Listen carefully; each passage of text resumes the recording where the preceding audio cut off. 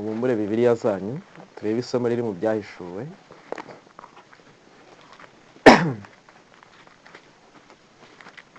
Kandi ndabasaba kugira ngo mube maso rwose, kuko ibyadukiza biba biri gutambuka, biba biri guca mu matwi yacu. Rero yaba ibyatambutse, yaba ibyagutambutseho, ibyo wumvise n'ibyo wumvise ndetse n'ibyo ugiye kumva, bipfa kuba biri ijambo ry'Imana, bifite imbaraga yo kudufasha. Ubwo rero mube maso kandi mube mwiteguye imitima yanyu, kandi mukurikirane mudahuze, kubera yuko mwarabibonye ko nyine hahuzwa ibintu byinshi, hagasomwa ibintu byinshi, nta mwanya uciyemo. Rero iyo umuntu adahugutse neza aratakara, agenda atagagurika, bigatuma uko gufata bisoza nta kintu yagende gute yafashe, hanyuma ibyo ngibyo bikaba nta kintu biba bimaze, nta musaruro bitanga. Turi kwibaza ikibazo cy'ukuntu Imana yashoye umushinga wo gukura abantu bayo mu ishuri rya Satani bavukiyemo ikabajyana mu ishuri ryayo. Imana ngo munyigireho kuko ndi umugwaneza kandi noroheje mu mutima, namwe muzabona uburuhukiro hehe. Umuntu ubona uburuhukiro mu mutima ubwo ni umuntu wagiye kwiga, hanyuma akigishwa nande? Akigishwa na Yesu mu ijambo rye, amahame yose yahishuye, imibereho yose yahishuye mu ijambo ry'Imana, bikamuha uburuhukiro nyakuri. Umuntu utiyegurira Imana burundu muri ubwo buryo, nta buruhukiro nyakuri agenza gute abona. Yesu ashimwe. Niyo mpamvu uwo mushinga w'uko Imana yafashe abantu Satani yayinyaze bakavuka bose bandujwe na kamere y'icyaha, Yesu akaza kugira ngo noneho afate ba bantu bize uburezi bwo kubarimbura, abajyane mu burezi bwo kubacungura. Imana ihabwa icyubahiro. Maze akaba ari kuduhamagarira iryo shuri kugira ngo dukurwemo ikintu cyose cyo kurwanya iki Imana no kutayumvira, noneho tuhinduke imbata za Kristo. Kumvira kwacu n'irari ryacu n'ubushake bwacu byose bihengamire mu kumvira iki, dukururwe turarikire no kumvira Imana. Iryo shuri rero niryo turi kwiga, kandi turi kubona ubutabazi bw'Imana, ndetse ko yemeye gupfa ubwayo kugira ngo ibyo bintu bishoboke. Niringiye ntashidikanya ko rero n'ubu ngubu ari kiri kudukorera, kandi umuntu wese uri maso ari kumva uburyo agomba kwiga bunyuranye n'uburyo yigagamo. Kuko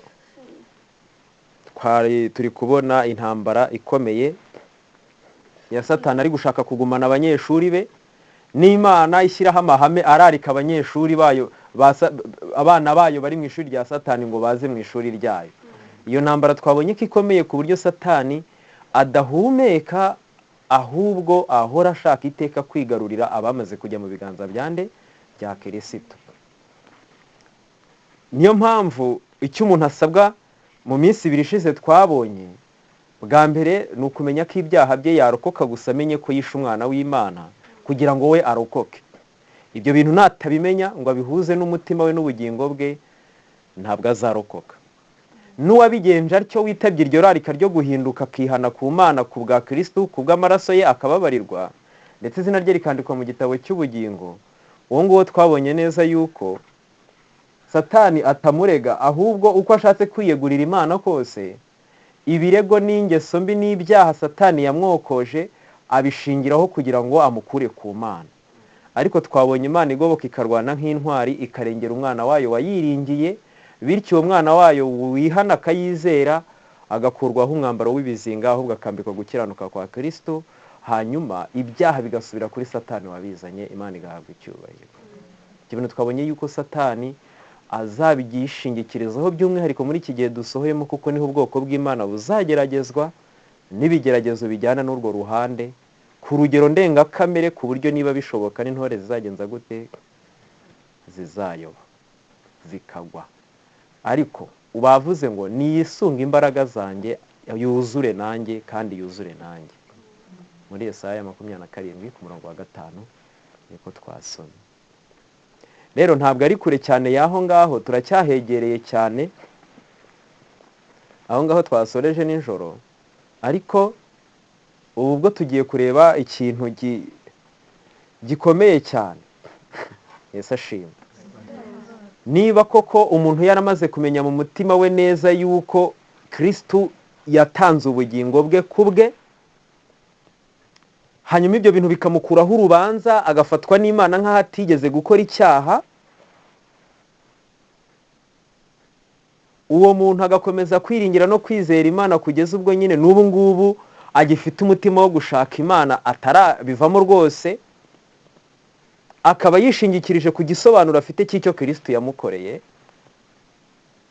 Ubu tugiye kureba ikintu gikomeye nkacyo,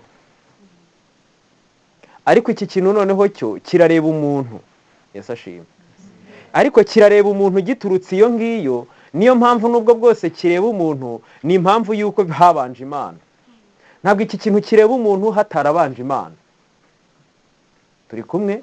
Ntabwo kireba umuntu utarisha umwana w'Imana ngo amenye neza ko ibyaha bye, ibyo yakoze, ibyo akora n'ibyo azakora byose gukira kwabyo ari amaraso yamennye, ntabwo bimureba.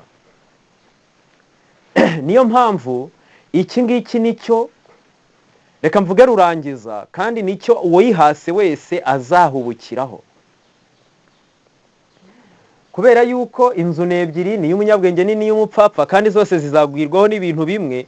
Ibyo bintu bizigwaho bigamije kuzisuzuma. Ibintu ni bibiri, imwe ni ukugwa cyangwa ikagenza gute, igashikama cyangwa igahagarara.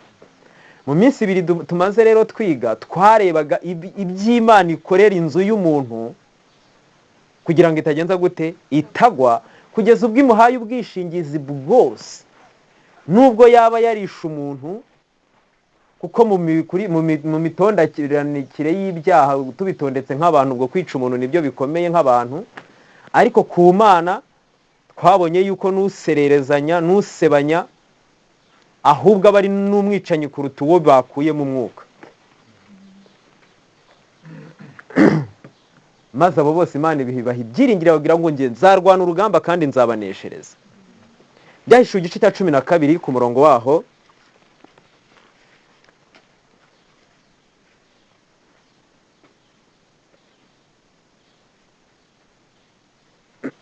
Murongo waho wa 9. Ariko mbere ko dusoma wa 9, reka duhere ku murongo waho wa 7. Hari umutwe uvuga ngo iby'umugore ni iki? N'ikiyoka. Ariko ku murongo wa 7 haravuga ngo mu ijuru habaho iki? Intambara. Mikayeli n'abamarayika be batabarira kurwanya cya kiyoka. Cya kiyoka kirwanana n'abamarayika bacyo, ariko ntibanesha, kandi mu ijuru habo ntihaba hakiboneka. Ku murongo wa 9, cya kiyoka kinini kiracibwa, ari cyo yanzoka ya kera yitwa umwanzi na Satani, ari cyo kiyobya abari mu isi bose, nuko kijugunywa mu isi, abamarayika bacyo bajugunywanwa nacyo. Mu ijuru umwanzi aratsinzwe, yoherejwe mu isi, ariko abo mu isi ahageze banditse ijambo riteye ubwoba ngo nicyo kiyobya abari mu isi bangana iki? Bose. Bisa nkaho gifite imbaraga yo gufata ku bantu, ndetse abo mu isi bose kikagenza gute? Kikabayobya. Niyo mpamvu uruhande rwose ruriho abantu benshi uzarushidikanya, ntuzanarwemere. Oya rwose ntuzarwemere.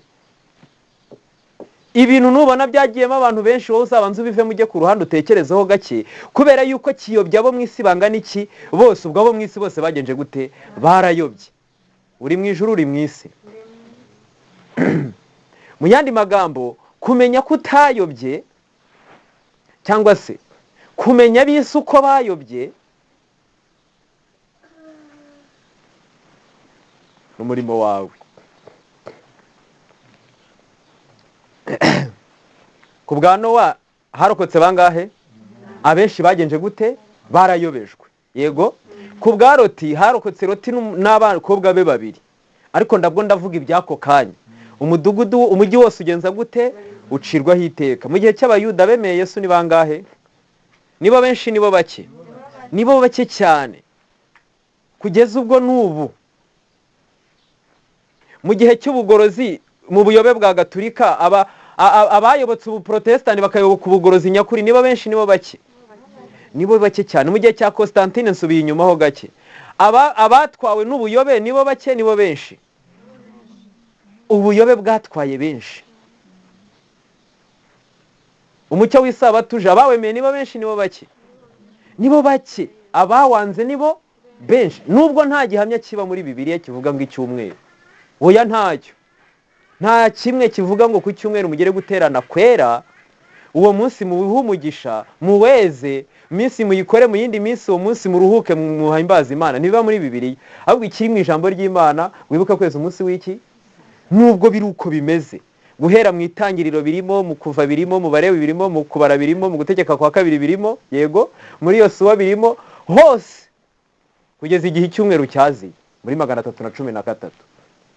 ubwo Constantine yagiyeho muri 321 ati muruhuke umunsi w'izuba w'ikigirwamana. Nuko amateka bizi n'abantu bose barabizi, ariko ntibashobora kumvira, kuko abari mu isi bose bayobywa n'iki kiyoka. Oya, ubu ngubu tuvugana, muri kumva, abantu bose bamaze kumenya ko inkingo abantu batewe ntacyo zigenje gute, ntacyo zimaze, zishe umubiri. Abantu barimo baraburana, bari kurega, abandi bari kuvuga yuko ari cyo cyaha cyakozwe mu kinyejana, ariko abenshi nibo babigiyemo, sibo babigiyemo, ku buryo nta gisobanuro na kimwe cyari butangwe, ndetse n'uwagitangwaga ahubwo ubuzima bw'ubwo nyine. Impuzamadini irimo amadini make cyangwa yose arimo, ibintu byagiyemo abantu benshi, ujye wowe ubisengera cyane. Kiyobya bari mu isi bangana iki? Ku murongo ukurikiyeho haranditse ngo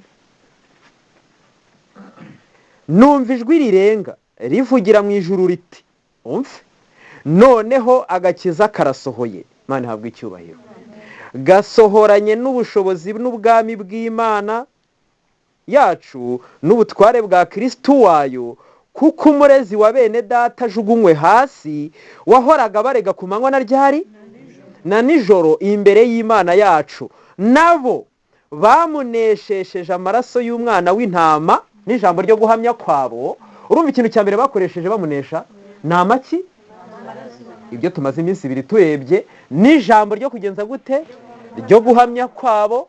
Hanyuma n'ikindi kintu bavuga ngo ntibakunda amagara yabo, ntibanga no kugenza gute, no gupfa. Uyu murezi wa bene data ejo twabonye ukuntu ababurana, kandi ni mu bugingo bw'umuntu aburanira, kugeza ubwo acogoje abantu rwose bakanzura ko inzira itazagenza gute, itazashoboka, kuko bayishakira muri bo ubwabo. Ariko aba bamuneshesheje iki? Amaraso y'umwana w'iki? W'intama n'ijambo.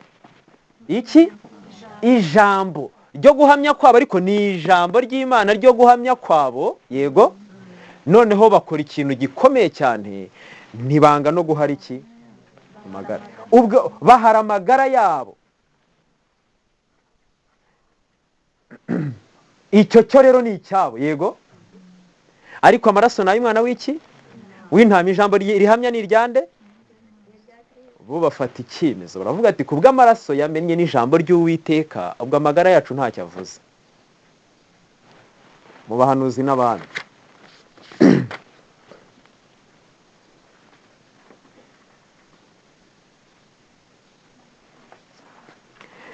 ngo agakiza k'Imana karasohoye, gasohoranye n'ubushobozi bwayo bwinshi n'ubw'umwana wayo, kuko umurezi w'abisabaye iki? Yabaye igicibwa hehe? Ngiye gusoma isubi twasorejeho ejo ku ipaje 300 muri iki gitabo cy'abahanuzi n'abami. Ariko n'ubundi ni rya jambo rivuga ngo Uwiteka guhane, Uwiteka agenze gute? Mbese isi umushimukuwe mu muriro, mufasha abantu bakanguke. Haranditse ngo nyamara nubwo abayoboke ba Kristo bakoze icyaha, ntabwo birunduriye mu gutegekwa n'abakozi ba Satani. Bihanye ibyaha byabo, ndetse bashatse Uwiteka bicishije bugufi kandi bafite imitima imenetse, bityo umuvugizi wabo wo mu ijuru arabasabira. Uwagiriwe nabi bikomeye cyane kubwo kuba indashima kwabo, bamuneshesheje amaraso y'umwana w'iki? Wagiriwe nabi kubwo kuba indashima kwabo, kubw'ibyaha byabo, uwo niwe wagiriwe nabi. Uwagiriwe nabi kubwo kuba indashima kwabo, we uzi icyaha cyabo ndetse no kwihana kwabo, aravuga ati Uwiteka aguhane yewe Satani, Uwiteka agenze gute? Aguhane. Aba bantu nabatangiye ubugingo bwanjye, aba bantu banditswe mu biganza byanjye. Aba bantu bashobora kuba bafite ibidatunganye mu mico yabo, bashobora kuba baratsinzwe mu mihati yabo, ariko barihannye kandi narabababariye kandi ndabemera. Ubwo ni nko kubwira ngo umurezi w'abisi abaye iki? Igicibwa. Agakiza noneho kagenje gute? Karasohoye, gasohokanye n'imbaraga zako nyinshi, ubu ntawe uzongera kubarega. Rero ibitero bya Satani birakomeye, ibinyoma bye ntibigaragara neza, ariko ijisho ry'Uwiteka riri ku bwoko bwe. Umubabaro wabo urakomeye, ibirimi by'umuriro w'itanura rigurumana bisa n'ibyenda kubakongora, ariko Yesu Kristo azabakuramo bameze nk'izahabu yanyujijwe mu muriro. Imico y'isi ibarangwaho izakurwaho kugira ngo ishusho ya Kristo igaragazwe mu buryo butunganye. Imana niyo yemeye ko baca muri uyu muriro kugira ngo izabaruremo bameze nk'izahabu itunganye, nta muco w'isi ukirimo. Ibi bishatse kuvuga ngo imico irigwa, yego. Rero imico y'isi twayanduriye muri rya shuri rya Satani. Ubu rero Imana iyemera yuko tujya mu ishuri ryayo rimeze uko, ritwika kandi rikongora, kugira ngo tuzayisohokemo tugenza gute? Turabagirana. Niyo mpamvu niba ntacyo uri kumva, usenge cyane kugira ngo ucyumve. Si ubikurikiyeho kuri iyo paji ya 300. Inshuro nyinshi bibasha gusa naho Uwiteka yibagiwe akaga itorero rye ririmo, ndetse n'ibikomere riterwa n'abanzi baryo. Inshuro nyinshi bisa nk'aho adahari. Nyamara Imana ntiyaryibagiwe. Nta kintu na kimwe muri iyi si zirikana mu mutima wayo nk'itorero ryayo. Ntabwo ari ubushake bwayo ko amategeko y'isi yakwanduza amateka y'itorero. Oya. Ntabwo Imana yigera isiga ubwoko bwayo ngo butsindwe n'ibishuko bya Satani. Oya. Imana izahana abantu bayihagararira nabi, ariko izagirira imbabazi abantu bose bihana babikuye ku mutima. Abamutabaza ngo abahe imbaraga zo gukuza imico ya Gikristo, izabaha ubufasha bwose bakeneye. Mu bihe biheruka ubwoko bw'Imana buzanihishwa kandi burizwe n'ibizira bikorerwa mu isi. Bazaburira abanyabyaha barira, bababwira iby'akaga barimo kubwo kuribata amategeko y'Imana, kandi bazicisha bugufi imbere y'Uwiteka, bihana bafite agahinda katavugwa. Abanyabyaha bazabaseka ku bw'ako gahinda kabo, kandi bagira urw'amenyo kubararika kwabo bakomeje. Nyamara agahinda no gukozwa isoni by'ubwoko bw'Imana ni igihamya kidashidikanywaho cy'uko buri gusubizwamo imbaraga no gukuzwa kw'imico batakaje kubera icyaha. Yesu ashimwe. Ubwoko bw'Imana buri mu nzira isubizamo imico batakaje kubera icyaha. Mu yandi magambo, bari muri rya shuri ribakuramo imyumvire ipfuye, imico ipfuye n'ingeso zipfuye bigiye hehe?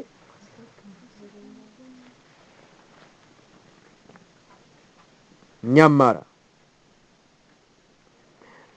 basobanukirwa neza ububi bukabije bw'icyaha bitewe n'uko barushaho kwegera Kristo, kandi amaso yabo bakaba bayahanze ku butungane bwe buzira amakemwa.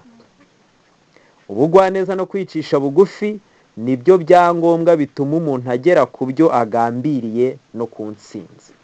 Ubugwaneza no kwicisha bugufi nibyo byangombwa, nibyo bintu bigenza gute? Bituma umuntu agera ku byo agambiriye no ku ntsinzi. Ikamba ry'icyubahiro ritegereje abantu bapfukama munsi y'umusaraba. Abana b'Imana b'indahemuka kandi basenga barinzwe nayo. Bo ubwabo ntibazi uko barinzwe bikomeye. Oya, ntabyo tuzi. Ariko ijambo ryo rirahamya ko turinzwe mu buryo bugenje gute? Oya, ntacyo tuzaba. Icyo tuzaba ni iki Imana izabona ko ari cyo dukeneye. Ntabwo ari icyo tuzaba mu bushake bw'umwanzi, ni icyo tuzaba mu bushake bw'Imana. Abatware b'isi bakoreshejwe na Satani bashaka kurimbura abana b'Imana, ariko iyaba amaso y'abana b'Imana yahumukaga nk'uko byagendekeye amaso y'umugaragu wa Elisa ubwo bari i Dotani, babona abamarayika b'Imana babagose babakingiye ingabo z'umwijima, bityo nta bwoba no gutinya bagenza gute bagira, nta guhangayika bashobora kugira, ahubwo baba biringiye iki? Imana. Abana b'Imana, igihe ubwoko bw'Imana bubabariza imitima yabwo imbere yayo busaba kubonezwa umutima, ikiraje inshinga ubwoko bw'Imana ni ugusa nayo, ni uguhinduka, ni ibizinga biri ku mitima bigomba gukurwaho, ni uguhora bisuzuma bimenya, nk'uko umwana wabanje kare yabidusomeye yatubwiye ngo ni abantu bahora bashaka kwimenya abo ari bo, kugira ngo nyine basabire icyo kintu basanze bari cyo kibi. Ni ubujiji biturutse mu ishuri rya Satani, n'ubwenge bumanuka buva mu ijuru bubagira inama, butuma baba bagwa neza nk'uko ubwo bwenge ariko buteye.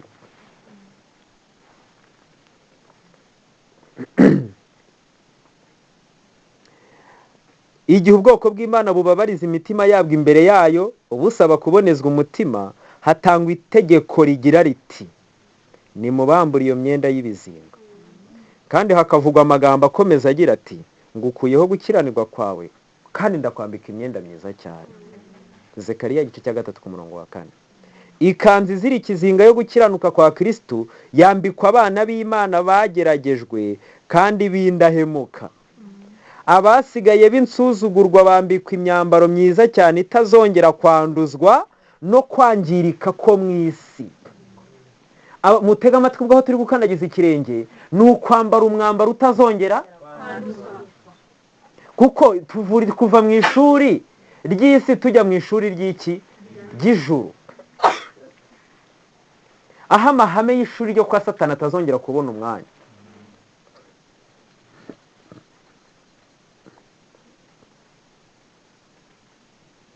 Abasigaye b'insuzugurwa bambikwa imyambaro myiza cyane itazongera kwanduzwa no kwangirika ko mu isi. Amazina yabo akomerezwa mu gitabo cy'ubugingo cy'umwana w'intama, akandikwa mu mazina y'indahemuka zo mu bihe byose. Batsinze amayeri y'umushukanyi, ntibigeze bateshurwa ku kuba indahemuka kwabo no gutontoma kw'ikiyoka. Ntibigeze bateshurwa ku kuba indahemuka kwabo no gutontoma kw'iki? Kw'ikiyoka. Muri kumva ko umurezi w'abisaba yicibwa? Ikiyoka uko cyatontoma kose ko ntacyo bitwaye ku bwoko bw'Imana. Noneho barinzwe amayeri y'umushukanyi y'ibyiteka ryose.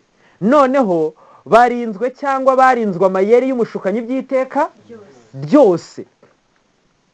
Ibyaha byabo bishyirwa kuri nyirabayazana w'icyaha, bambikwa igitambaro cyiza mu mutwe. Hehe, mu mutwe. Kuki mu mutwe? Nuko mu mutwe nyine ni mu mutwe. Mu mutwe mu bucurabwenge, aho ubuhanuzi muri Timoteyo bavuga ngo bazaba bahimba ibibi. Umuntu yicara agahimba icyaha atigeze abona akagikora, kandi igiteye ubwoba bakazasanga n'abandi icyo cyaha yakoze bagende gute? Baragikoze kandi nabo ntawe ukibigishije. Mvumva. Ariko izina ry'Imana, Imana ibambika igitambaro hehe? Cyiza cyane. Igihe Satani we yakusanyirizaga ibirego bye, igihe Satani we yasukiranyaga ibirego bye, abamarayika bera bataboneshwa amaso baba bakubita hirya no hino bashyira ikimenyetso cy'Imana ihoraho ku ndahemuka.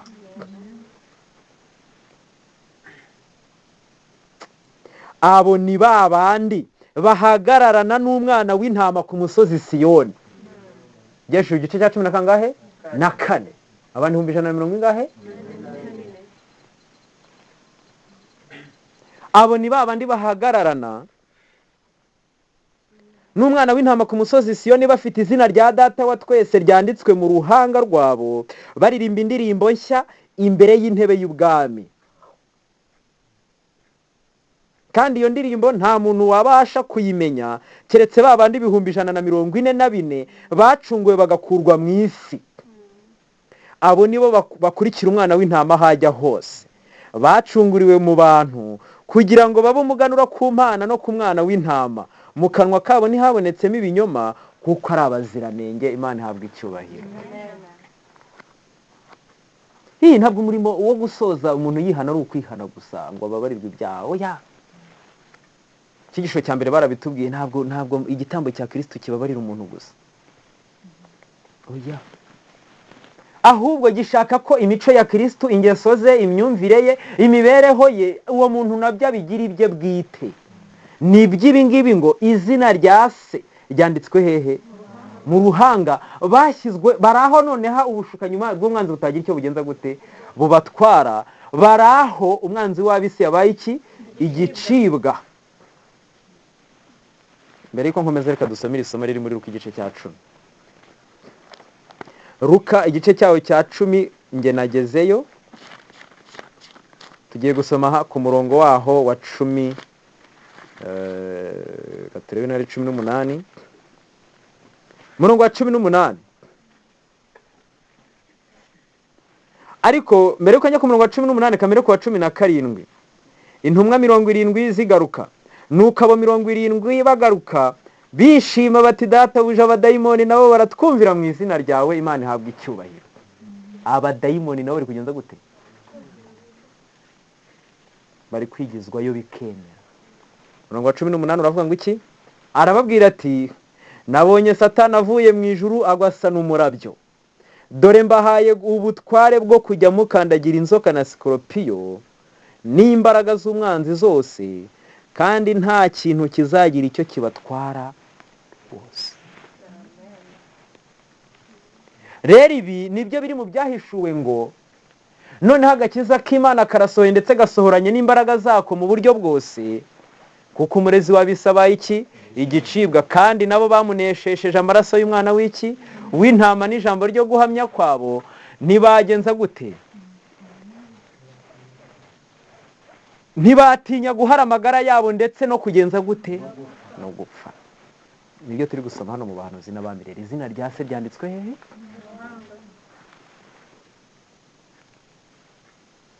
Noneho ugusohora kuziye ko amagambo ya marayika kuba kugezweho.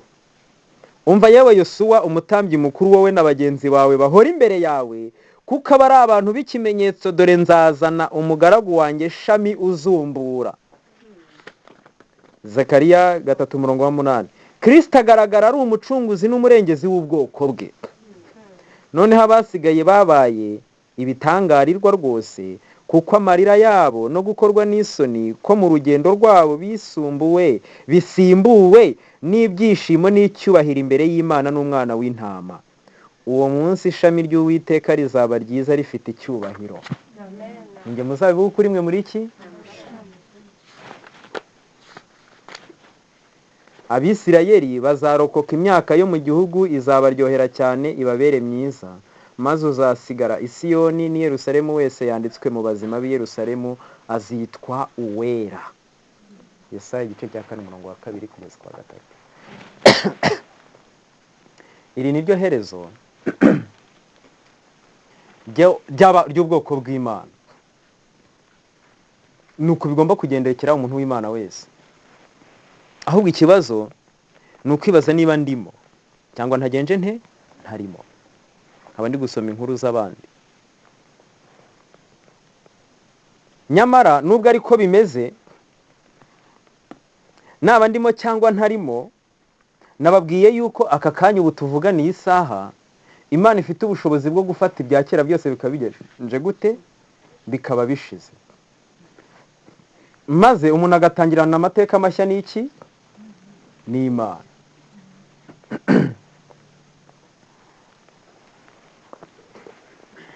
Noneho rero niba abantu hari urugamba barwanye mu byahishuwe nk'uko twabisomye mu gice cya 12, bamunesheje nabo, kandi tukaba tunabibonye muri Luka igice cya 10 ku murongo wa 18, aho batubwiye ngo dore mbahaye ubutware bwo kujya mukandagira inzoka na sikoropiyo, nta mbaraga y'umwanzi n'imwe izagira ikibatwara. Kandi koko hejuru bakaba baje babihamye ku murongo wa 17 ngo databuja n'abadayimoni bari kugenza gute? Bari kutwumvira. Ariko hejuru bari bavuze ngo ni intumwa 70 zigenza gute? Zigaruka. Ubwo zari zagiye. Mbere yo kugenda zari intumwa, yego.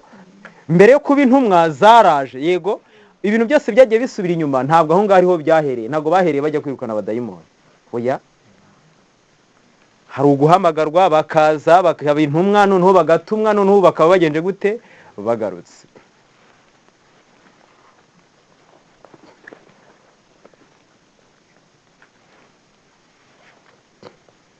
mu gitabo cya Matayo mu gice cyaho cya 19 ku murongo wa 16 hari igitekerezo cy'umusore w'umutunzi, ntabwo turi bujye kugisomayo, ahubwo ubwo wenda uwabishaka ajya kugisomayo. Ariko ni umusore wagize icyifuzo gikomeye cyane. Yego, yaravuze ngo umuntu aza aho ari yirukanka, aramupfukamira aramubaza ati, mwigisha mwiza, nkoreye ntengo mbone kuraga ubugingo buhoraho. Yifuzaga kumenya icyo yakora ngo abone ubugingo bugenza gute? Buhoraho. Nk'uko njye nawe turi kubyibaza, icyo twakora ngo tubone ubugingo bugenza gute? Buhoraho. Hari ibintu bibiri batubwiye kugira ngo tubone ubugingo buhoraho, twe kurimbuka. Mu minsi ibiri ishize twarabibonye, kurokoka aho gushingiye. Yego, ubu rero tugiye kureba ikindi kintu dushingiye kuri uyu mugabo nawe wifuzaga kurokoka cyangwa se wifuzaga ubugingo buhoraho ntazarimbuke, nk'uko natwe tubyifuza rwose, akaba ntako tutagize ngo ndetse rwose duhuze n'ibishoboka byose kugira ngo ubugingo tububone. Hanyuma turebe inama zo kurokoka Imana yamuhaye, tumenye icyo natwe cyo gukora. Yesu ashimwe. Kubera yuko iri herezo ry'abantu 140 dusomye, ntabwo twe turi muri iryo herezo. Yego, ahubwo turifuza ko ariho twagenza gute? Twajya. Ubu tubonye amaherezo, ariko ntabwo ari iryo herezo tugenje gute? Turimo. Si muri kubyumva? Ahubwo ubu twe turi hano rero. Ni nko kuva iyo ngiyo, ariko tukaba tugarutse hano uyu munsi rero. Turashaka ubugingo bugenza gute? Dupfuye cyangwa dusanzwe turi bazima, ariko tukazabona ubugingo bugenza gute? Buhoraho. Igihe Yesu yabwiraga uyu musore ati,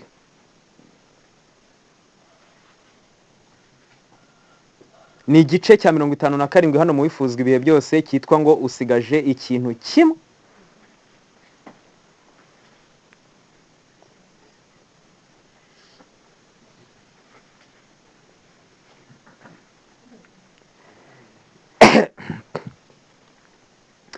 Hari paragrafu ivuga ku ipaji ya 350, ni paragrafu ya 3 uhereye hasi. Haranditse ngo, mu gusubiza iki kibazo Yesu yamubwiye ko gukurikiza amategeko y'Imana ari ngombwa kugira ngo abone ubugingo buhoraho. Igisubizo no gukurikiza iki? Kugira ngo abone iki? Kandi Yesu yamusubiriye muri menshi mu mategeko agaragaza inshingano umuntu afite kuri bagenzi be. Igisubizo cy'uwo mutware cyari cyiza, gisubiza ngo, ayo yose narayitondeye mpereye ryari? Mu buto bwanjye, none icyo nsigaje ni iki? Yabwiwe ibintu, maze uko Yesu abimubwira wakavivura. Ntukice, ntago nishe. Ntugasambane, ntago nagenje nte? Nasambanye. Ntukibe, ntawe nibye. Aragenda avivura amategeko yose agomba kuzuza, aho ugasanga ahereye kera kose nibyo yagenzaga gute? Nibyo yumviraga. Noneho aramubwira ati, ubwo se hasigaye iki? Noneho ubugingo ngenje nte? Ndabufite. Oya rwose abantu bose bumva bazajya mu ijuru, ariko iryo juru baba bavuga nuko baba batazi neza iryo ari ryo. Utega amatwi rero wumve, kuko wavivura byinshi. Wavivura ntago mbirondoye, ariko wavivura ibyo uzi udakora abandi bagenza gute? Bakora.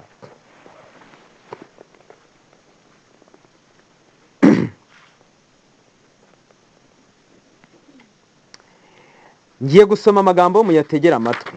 Haranditswe ngo, Yesu yabonye ko uwo mutware arimo ubufasha yari akeneye igihe yari guhinduka ufatanya na Yesu mu murimo wo kugeza agakiza ku bantu.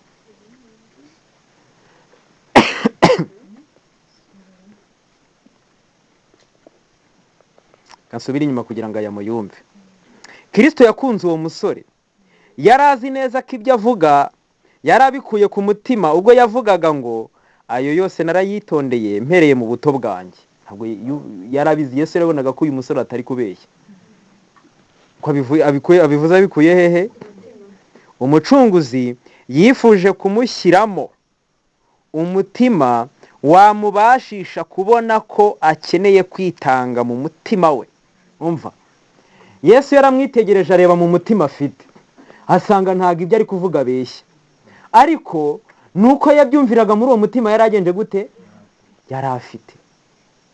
Maze Yesu we agira icyifuzo cyo kumushyiramo iki, undi mutima uri buze kumumenyesha ko akeneye kwitanga burundu. Rero abantu iyo bigira intungane, iyo abantu basaba ijuru, bagasenga ijoro n'amanywa, bagafata ibihe, akenshi biba bituruka muri wa mutima utaryarya ariko wa kamere. Rwose hari abantu bagira imitima itaryarya ariko ya kamere.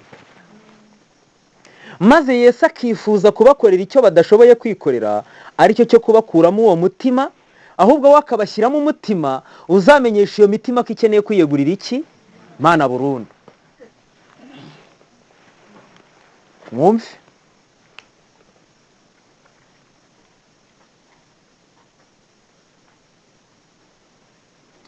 Umucunguzi yifuje kumushyiramo umutima wamubashisha kubona ko akeneye kwitanga mu mutima we no kugira ubugwaneza bwa gikirisito.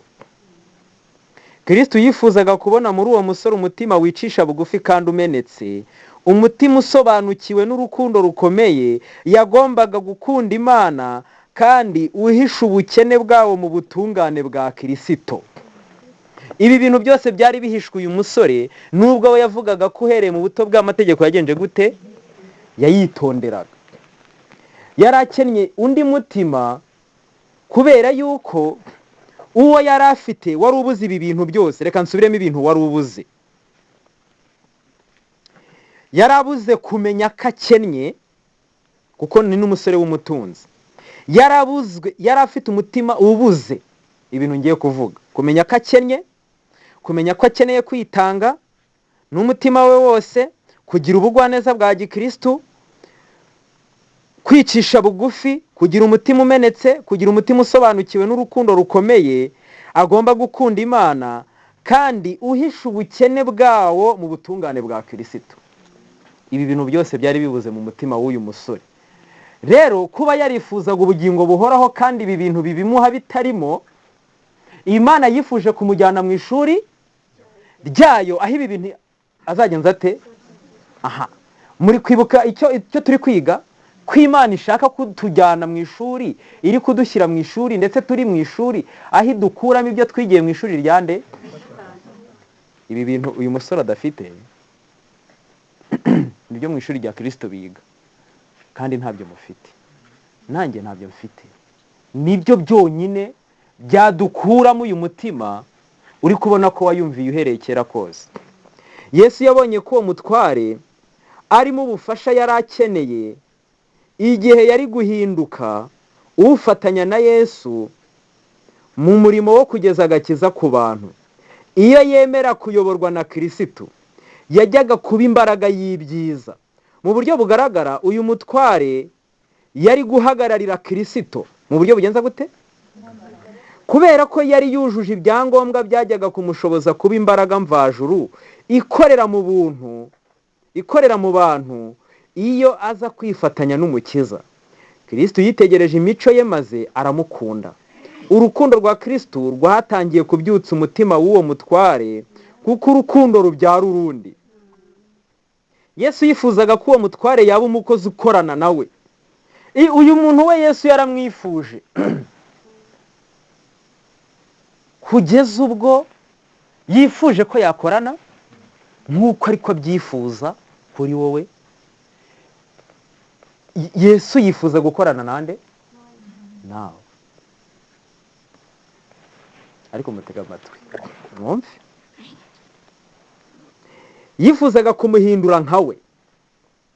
Yesu yifuzaga kumuhindura nkawe, akaba indorerwamo yagombaga kugaragariramo imico y'Imana. Ibi bintu nibyo Yesu akwifuzaho, kuko aba ni abantu bafite izina rya se n'irye mu ruhanga rwabo, bakurikira umwana w'intama hajya hose. Kandi ikindi bavugaho ni ikihe?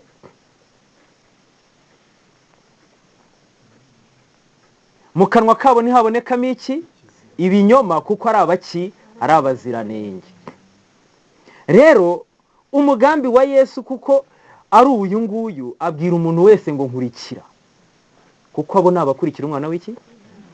Uyu rero nawe ari kumubwira irarika, akaba indorerwamo yagombaga kugaragarizamo imico y'Imana. Yesu yifuzaga gutunganya ingeso ze maze akazibonereza gukora umurimo w'umwami. Iyo uwo mutwara aza kuba yariguriye Kristo, iyo aza kuba yariyeguriye Kristo aba yarakurikiye, iyo aza kuba yariyeguriye Kristo aba yarakuriye mu kuba hafi ye. Mbega ukuntu ahazaza he hari kuba hatandukanye n'uko yari ameze iyo aza kuba yahisemo kwiyegurira Kristo. Tega amatwi, ubu ndabizi muri kuvivura. Yesu yaramubwiye ati, icyo akora ushigaje kimwe. Ushigaje? Genda ugurisha ibyo utunze byose, ibivuyemo ubihe abakene, nibwo uzaba ufite ubutunzi mu ijuru, maze uze unkurikire. Genda ugurisha ibyo utunze bingana iki? Byose. Ibya kera biba bigenje gute? Noneho hatangira ibishyashya.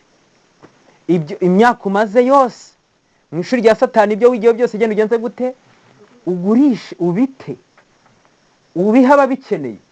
Ubundi wowe uze tugenze gute?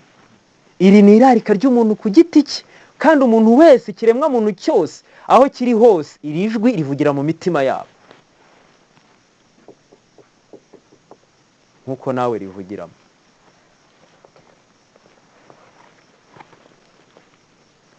Kristo yasomaga ibiri mu mutima w'uwo mutware. Yaburaga ikintu kimwe, nyamara icyo kintu nicyo cyari ingenzi. Yesu ashimwe. Yaburaga ikintu kimwe, kandi icyo kintu nicyo cyari iki? Yari akeneye urukundo rw'Imana mu mutima we. Iki nicyo kintu yaburaga. Yashakaga ubugingo buhoraho, ariko adakunda iki?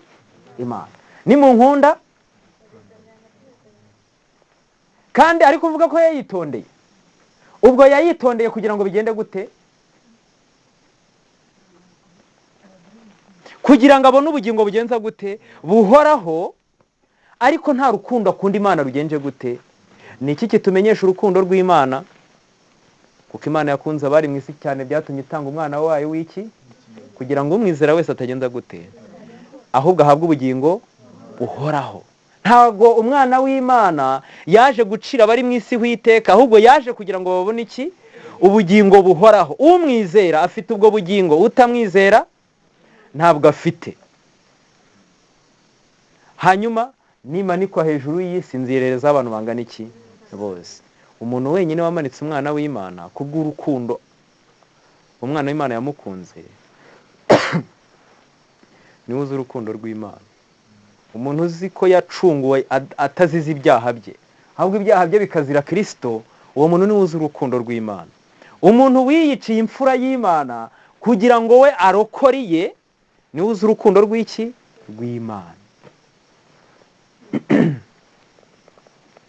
Umuntu watanga byose kubw'uko Kristo yatanze byose, niwe uzi urukundo rw'iki? Rw'Imana. Uzi impamvu bari abantu mu Byahishuriwe igice cya 12 bahaza amagara yabo? Uzi impamvu bemeye no gupfa? Nuko bamuneshesheje iki? Amaraso y'umwana w'iki? Rero kuko yabapfiriye, ubu nabo bagombaga kugenza gute? Kumupfira. Keretse abantu bakiriye Kristo mu mitima yabo nk'uwabapfiriye, nibo nabo biteguye kumupfira aho kugira ngo bakore icyaha cy'abacogore.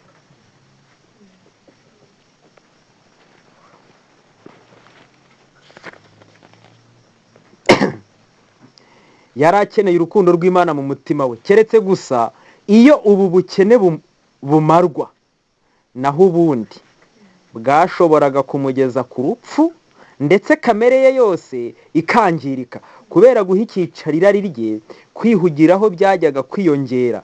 Ariko kugira ngo ashobore kwakira urukundo rw'Imana yagombaga kuzibukira gukunda kwihugiraho.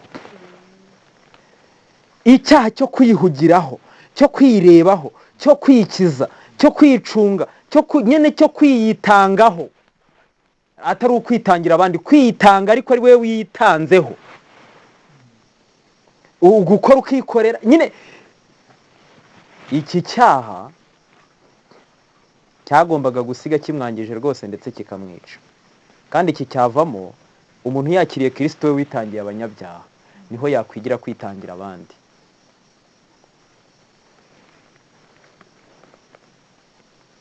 Kristo yashyize uwo mutware ku gipimo, yamuhamagariye guhitamo hagati y'ubutunzi bw'ijuru no gukomera mu by'isi. Iyo yemera gukurikira Kristo yari yemerewe guhabwa ubutunzi bw'ijuru, ariko yagombaga kureka inarijye yose. Yagombaga kureka ubushake bwe bukagengwa na Kristo. Ubutungane bw'Imana bwari bushyizwe imbere y'uwo mutware wari umusore. Yari afite amahirwe yo guhinduka umwana w'Imana no kuba uraganwa ubutunzi bw'ijuru na Kristo. Nyamara yagombaga kwikorera umusaraba maze agakurikira umukiza mu nzira yo kwiyanga. Aha rero niho aya mahitamo yashyizwe mu biganza by'abantu barekura ubugingo bagafata kurimbuka.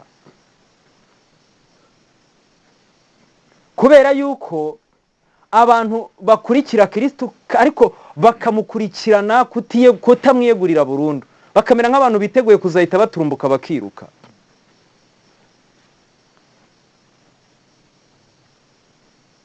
Abandi kuko noneho bahisemo kubihara byose, nabwo ntibagende ku mpamvu y'urukundo, ku buryo ibyo bintu bihita biziba imitsi yumva urugendo ntirukomeze.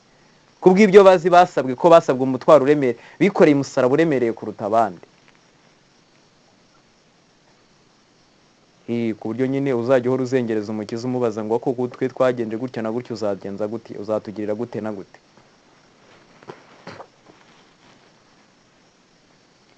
Mukuri amagambo Kristo yabwiye uyu mutware yari irarika ngo uyu munsi hitamo uzakorera. Ryari? Ninde uri kubwirwa?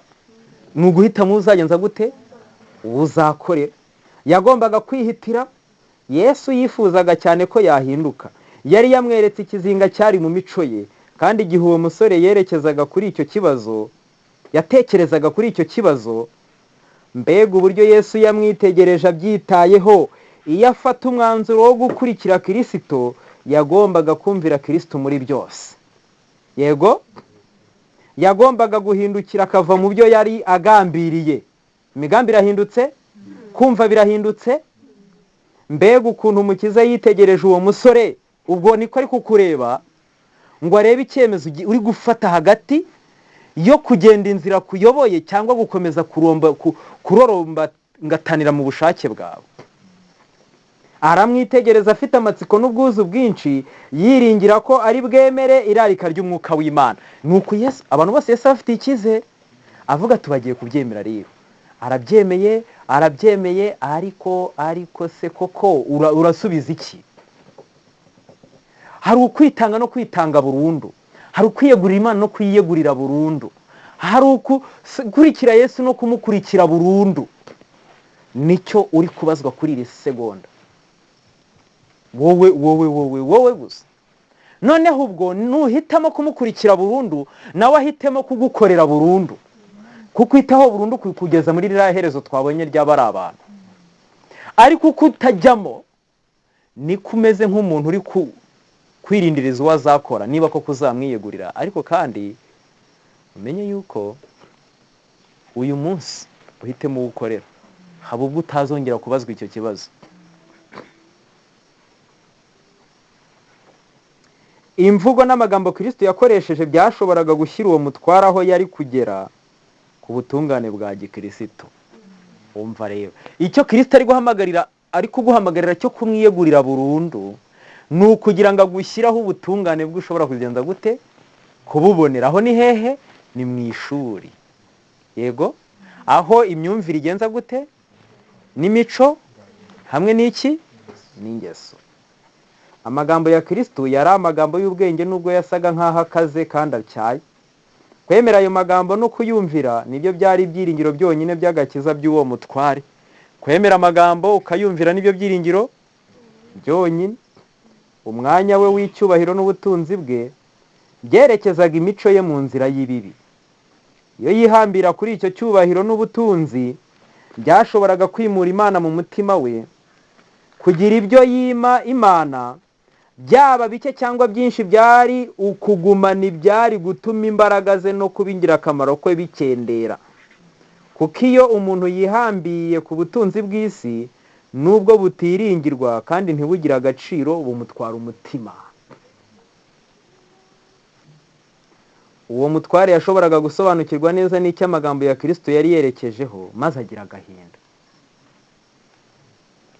Iyo aza gusobanukirwa neza n'agaciro k'impano yari ahawe, yajyaga guhitamo atazuyaje maze nawe akajya mu mubare w'abayoboke ba Kristo. Iyo ari umwe mu bagize inama nkuru y'Abayahudi kandi Satani yamushukishaga ibyiza bishashagirana byo mu gihe kizaza. Uwo mutware yifuzaga ubutunzi bw'ijuru, nyamara kandi yifuzaga n'inyungu z'igihe gito yari guheshwa n'ubutunzi bwe. Yababajwe n'ibyo yasabwaga, yifuzaga ubugingo buhoraho, ariko ntiyashakaga gukora icyo bimusaba. Yabonaga ko ibyo asabwa ngo abone ubugingo buhoraho biremereye, maze agenda afite agahinda kenshi kuko yari afite ubutunzi bwinshi.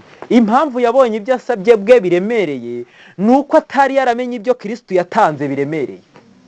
Noneho ufata ibyo Kristo yatanze, wumve ibiro byabyo, wumve n'ibyo usabwa kurekana by'ibiro byabyo, ubundi noneho uhitemo uyu munsi uri bugenze gute, uri bukorere, maze urebe koko niba uri ku murimo w'Imana cyangwa se uri gukoreshwa n'abadayimoni. Umenye ko ingoma y'Imana ari iri guteza imbere cyangwa ahubwo ari ingoma ya Bali, ingoma y'ibigirwamana, ingoma y'ibindi bintu byose bitari Imana. Urebe ko imico yawe iri kuzahuka cyangwa se ahubwo ingeso ugundiriye n'ibyo ufite bizimanura bikazijyana kurimbuka. Ngibyo yavugaga ko yitondera amategeko y'Imana yarabeshyaga, aragaragaye noneho. Bigiye kujya habona ko ibyo twavuze ari ibinyoma. Yagaragaje ko Imana yari ubutunzi. Ntiyashoboraga kubahiriza amategeko y'Imana kandi iby'isi byari nyambere mu mibereho ye. Yakundaga impano Imana yamuhaye kurusha uwazimuhaye. Imana iha abantu ibintu, ibyo bintu bakaba ari byo basenga.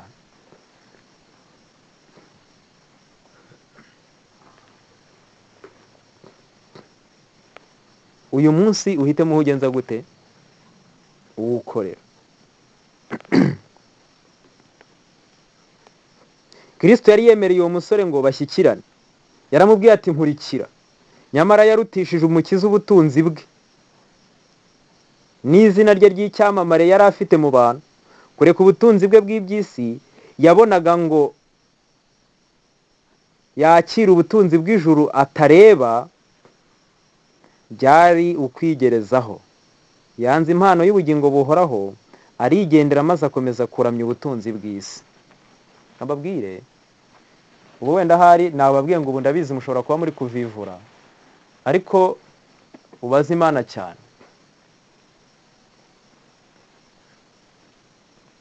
Ubaze Imana cyane niba mu mutima ari burundu koko wakurikiye Imana burundu, ku buryo witeguye gusa gukora icyo yo ikubwiye kugenza gute, gukora, cyangwa se ufite nawe amabwiriza n'urutonde rurerure rw'ibyo ishaka kwigusinyira ikwemerera ujye kubikora.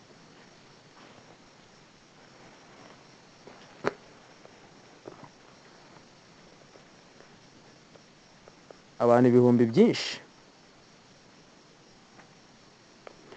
ibihumbi byinshi bari mu kaga nk'uyu mutware ko kugereranya Kristo n'ubutunzi bw'isi, kandi abenshi bahitamo iby'isi kimwe n'uwo musore, bahunga umukiza maze bakibwira mu mitima yabo bati sinshaka ko Kristo anyobora. Sinshaka ko Kristo anyobora. Uko Kristo yitwaye kuri uriya musore ni icyigisho kuri twe. Imana yaduhaye amabwiriza buri mugaragu w'Imana wese agomba gukurikiza. Ayo mabwiriza ni ukumvira amategeko y'Imana, bitari ukuyumvira nk'amategeko gusa, kuko iki nicyo wa musore yari yavuze yagenje gute, yakoze, ahubwo ni ukumvira kwinjira mu mibereho yacu kandi kukagaragarira mu mico y'umuntu. Urumva, ni ukumvira kugenda kugahindura imyumvire, kugahindura imibereho, kugahindura n'imico y'iki y'umuntu. Imana yashyizeho urugero rw'imico ikwiriye abaragwa b'ubwami bwayo. Abazafatanya umurimo na Kristo gusa bazavuga bati mwami njyewe ubwanjye ndi uwawe n'ibyo ntunze byose ni ibyawe. Abo bonyine nibo bazitwa abahungu n'abakobwa b'Imana. Mutega amatwi ngiye kugera ku musozo. Abantu bose bakwiriye kwiyumvisha neza icyo kwifuza ijuru bisobanuye.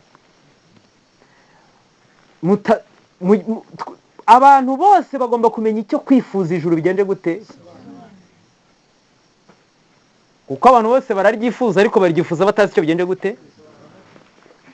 Baricara bakarota kuza, ntibishoboka. Nabonye ikintu abantu bifuza bakakigiramo ubwenge buke. Umuntu niba yifuza kuzajya muri kaminuza abyifuza atiga,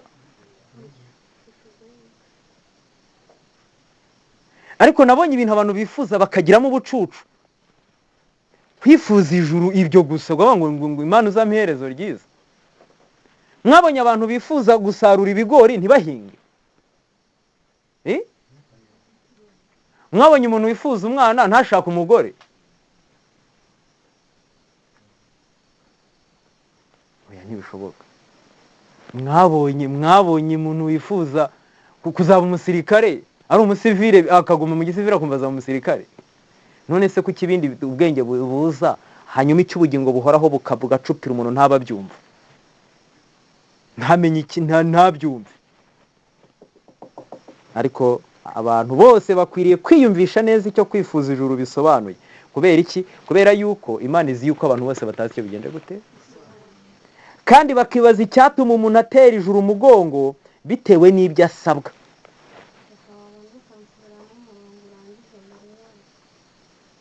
Abazafatanya umurimo na Kristo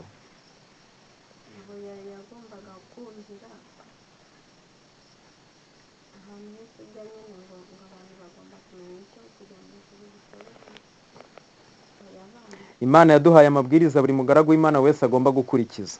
Ayo mabwiriza ni ukumvira amategeko y'Imana, bitari ukuyumvira nk'amategeko gusa, ahubwo ni ukumvira kwinjira mu mibereho yacu kandi kukagaragarira mu mico y'umuntu. Imana yashyizeho urugero rw'imico ikwiriye abazaragwa ubwami bwayo. Abazafatanya umurimo na Kristo gusa bazavuga bati mwami njyewe ubwanjye n'ibyo ntunze byose ni ibyawe. Abo nibo bonyine bazitwa abahungu n'abakobwa ba Kristo. Abantu bose rero bakwiriye kwiyumvisha neza icyo kwifuza ijuru bisobanuye, kandi bakibaza icyatuma umuntu atera ijuru umugongo bitewe n'ibyo asabwa. Tekereza icyo kubwira Yesu uti oya bisobanuye. Tekereza icyo kubwira Yesu ngo oya bigenje gute. Kumubwira ngo oya kuri buri mucyo wose ari kuguha.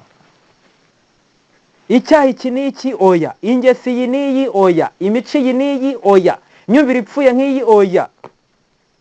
Ibyo bintu byo guhakana bitekerezeho, umenye icyo bigenje gute, icyo bisobanuye. Uriya mutware yaravuze ati oya sinshobora kuguha byose. Mbese aho natwe tujya tuvuga amagambo nk'ayo? Umukiza yifuza gufatanya natwe umurimo Imana yaduhaye gukora, kandi yifuza gukoresha ubutunzi Imana yaduhaye kugira ngo umurimo wayo ku isi utere imbere. Iyi niyo nzira rukumbi Imana ishobora kudukirizamo, nta yindi. Keretse kuyiha ibyacu bingana iki byose. Kubera iki? Ibyo uzasigarana ntizabikuburanira. Mpamvu Yosuwa umutambyi yarokotse nuko yaje imbere y'Imana n'ibyo bingana iki byose, noneho Imana nayo ikamuburanira mu bingana iki muri byose. Ibyo utegurira Imana menya ko ari ibya Satani, kandi ibyo bintu ntabwo Imana ibifiteho uburenganzira, ni ibyawe. Yesu ashimwe. Rero hari abantu tuniyegurira Imana n'ibyo tuyihaye tukamera nk'abagaragu. Nigeze kubona udufaranga, ntabwo nari ntukuye mu masaka iwacu basaruye ndayahumba. Ayo masaka bariyo banyagurisha bampa ibiceri, noneho hashize akanya bya biceri barongera barabinguza, ngenza nte ndabibaguriza. Mama arambwira ati yangurize, ndayamuguriza. Mama namwishyuje ibiceri, mwishyuza ibiceri agera arambaza atari koka nkubaza ikibazo. Harya ayo mafaranga wayakuye mu masaka? Singe wari wayitariye, si wayangujije nte? Arongera ambaza ikibazo, harya twayakojeje iki? icyo gihe bari bagiye kuyahahamo ibintu byo twariye sangahe saa sita ku manywa, ntabwo mbyibuka ariko wenda reka mbyite ibijumba. Mwayaguze wayise ujya ku gipangu ukaguramo ibijumba se? None si ibyo bijumba niko nabiriye jyenyine cyane nawe warabiriye? Mpita numva turakase ariko ndaceceka. Igihe nacecekaga arambwira ati rero ngiye kukwishyura ibiceri byawe, ariko ubwo nanjye uranyishyura ibiryo byanjye byose. Ubwo nahise mbona ibiryo byose nariye binje nk'imbere nk'umurabyo. Ubwo uranyishyura n'amazi yanjye wakarabye, ubwo n'inzu yanjye warayemo. Ubwo ntangira kubona n'ibindi ataragenza gute. Mu yandi magambo nari namuhaye, ariko namuhaye nk'ugenje nte, nk'umuguriza, ku buryo nagombaga kumukurikirana akagenza gute, akanyishyura, kandi nyamara ari ngiye yatungishije ibyo nagenje nte, yarantungishije ibyo yampaye. Amasaka nibo bari barayahinze, n'ibyaguzwe mu byo nabahaye nibyo wagenje nte. Umva ukuntu umuntu aha Imana, ariko n'ubundi kubw'umutima mubi udahindutse akaba nk'uko nari imeze, nkaho ntari umwana ahubwo ndi umucanshuro.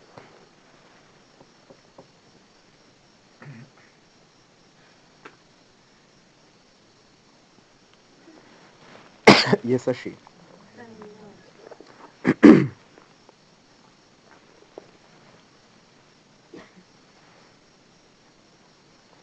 Umuntu ukoresha impano yahawe nk'uko Imana ibishaka ahinduka ufatanyije n'umukiza mu murimo. Umuntu ukoresha impano yahawe nk'uko Imana ibishaka ahinduka ufatanije n'umukiza mu murimo. Azana benshi kuri Kristo kuko aba agaragaza imico ya Kristo. Abantu bose bari mu myanya y'icyubahiro kandi bafite ubutunzi bwinshi nka wa musore w'umutware, gusiga byose ngo bakurikiye Yesu bishobora kubabera ikintu gikomeye basabwa. Nyamara iri ryo tegeko rigenga imyitwarire y'abifuza kuba bigishwa ba Kristo. Ibikorwa bitarimo kumvira ntibishobora kwemerwa n'Imana, kandi n'ibikorwa. Tekereza, abantu benshi bakora ibintu ariko imitima ibyo yababwiye gukora akaba atari byo bari kugenda gute, bakaba atari byo bari gukora. Kwitanga ni ipfundo ry'inyigisho za Kristo. Akenshi inyigisho nk'iyi itangwa mu mvugo isa no gukoresha igitsure, kubera ko nta yindi nzira yakoreshwa mu gukiza umuntu uretse kumuca burundu ku bintu bishobora kumwangiza wese aramutse abigundiriye. Tugomba gukurwamo burundu ibidutera kutumvira iki?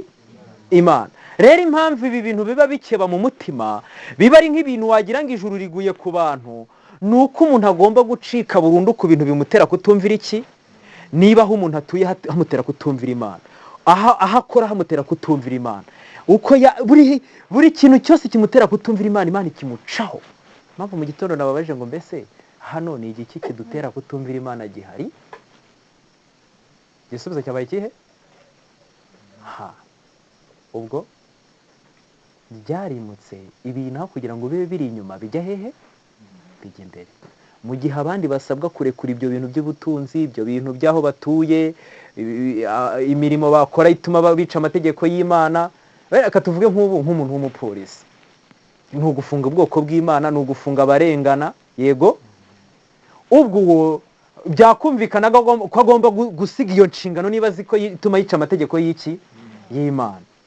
Niko bimeze kuri buri mukozi wese, abucuruza, buri muntu wese nawe ushaka kuba umunyeshuri cyangwa buri kazi kose waba ufite, yego. Ariko se niba atari ko nge nawe tumeze, ibyo bintu byarimutse biva inyuma bijya hehe? Imbere. Niyo mpamvu Imana ishaka kubikongora burundu, noneho ngo tube abantu bahagaze bazi ko bera imbere na hehe n'inyuma. Baravuze ngo akenshi inyigisho nk'iyi itangwa mu mvugo isa no gukoresha igitsure, kubera ko nta yindi nzira yakoreshwa mu gukiza umuntu uretse kumuca burundu ku bintu bishobora kumwangiza wese aramutse abigundiriye. Iyo abayoboke ba Kristo bagaruriye Uwiteka ibye, baba baziga mu butunzi, bazasubizwa igihe bazumva aya magambo ngo nuko mugaragu mwiza ukiranuka, injira mu munezero wa shobuja. yihanganiye umusaraba kubw'ibyishimo byamushyizwe imbere, niyita ku isoni zawo yicara iburyo bw'intebe y'Imana. Ibyishimo by'abacunguwe, abantu bakijijwe by'iteka, niyo ngororano y'abantu bose bagera ikirenge cyabo mu cya wa wundi wavuze ati nkurikira. Aya magambo reka nongere nyasubiremo ko ngiye gusorezaho. Aravuga ngo ibyishimo by'abacunguwe, ingororano z'abahaze byose, aba bemeye no guhara amagara yabo ntibange no gupfa, bagahangana n'ikiyoka, bagahangana n'abamarayika bacyo, bagahangana n'isi yose yayobejwe, bakaneshesha amaraso y'umwana w'intama no guhamya ko ijambo ry'Imana. Abo umunezero cyangwa ingororano zabo nizi ngo ibyishimo by'abacunguwe, abantu bakijijwe by'iteka, niyo ngororano y'abantu bose bagera ikirenge cyabo mu cya wa wundi wavuze ati nkurikira. Niyo mpamvu iherezo ry'ubwoko bw'Imana twaryumvise, yego ni ririya twahereyeho, ariko wowe nkurikira niyo njyana ijyana abantu hariya. Yego twasomye muri Luka igice cya 10 umurongo wa 17 ngo intumwa zigaruka, intumwa 70 zigaruka, zaje zivuga ngo mwigisha n'abadayimoni bagenza gute, baratwumvira. Yesu ashima Imana aravuga ngo, kandi isome bari naryo nsorezaho ku murongo wa 18, arababwira ati nabonye Satani avuye mu ijuru. Mwabyumvise, wajuru iki cyoga kiracibwa, ari cyo nzoka ya kera umwanzi nande wajuruwe ishimi, rero yaraciwe, aje mu isi ayobya abari mu isi bangana iki bose, ariko haboneka abantu ari baba ngaba ari kuvuga. Nabonye Satani ava mu ijuru agwasa n'umurabyo, rero ati dore mbahaye ubutware bwo kujya mukandagira inzoka na sikoropiyo n'imbaraga z'ubwanzi zose, kandi nta kintu kizagira icyo kibatwara rwose. Ariko ntimwishimire yuko abadayimoni babumvira, ahubwo mwishimire yuko amazina yanyu yanditswe mu ijuru. Muri uwo mwanya yishimira cyane mu mwuka wera, aravuga ati ndagushima Data, mwami w'ijuru n'isi, kuko ibyo wabihisha abanyabwenge n'abahanga ukabimenyesha abana bato. Ni koko Data, kuko ariko wabishatse. Imana ihabwe icyubahiro. Byose nabihawe na Data, kandi nta wuzi umwana uwo ari we keretse se, kandi nta wuzi se uwo ari we keretse umwana n'uwo umwana ashatse kumumumenyesha. Ahindukirira abigishwa arababwira ati hahirwa amaso areba ibyo mureba. Kandi ndababwira yuko abahanuzi benshi n'abami bifuje kureba ibyo mureba ntibabireba, no kumva ibyo mwumva ntibabyumva. Ibi bintu muri kumva, ibi bintu mubonye, abantu babyifuje ni benshi, ariko ubu murahirwa mwebwe mugenje gute mubyumvise. Rero ngeze ku musozo mbabwira iki, Imana nikubwira ngo nkurikira, ntugire ikindi ukora, ugenze gute uyikurikire. Hanyuma nayo isezerano niririyo, uko byagenda kose, niba ufite igitambo cy'umwana w'intama mu mutima wawe, ukaba warakiriye Kristo, ukaba uri mu rugendo rwo gushaka kwifuza kwera no guhinduka, gomeza ugende iyo nzira niyo y'ukuri, kandi uzanyuzwa muri buri kintu cyose kigomba kugukuraho inenge yawe yose, mu izina rya Yesu.